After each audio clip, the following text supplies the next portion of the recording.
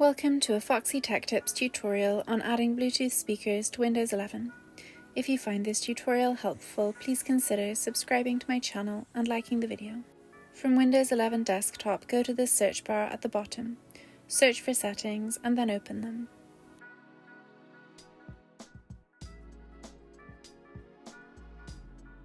In Settings, select System from the left sidebar.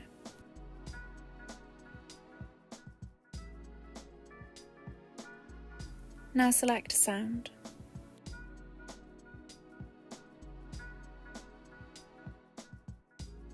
In Sound Settings, where it says Pair a new output device, click Add Device.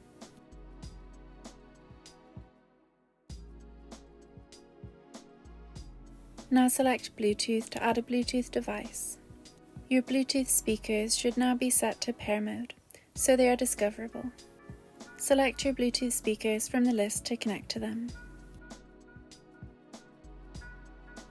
Your computer should now be paired to the speakers. Back in the sound settings, you can switch between using your Bluetooth speakers or the built-in speakers for sound output.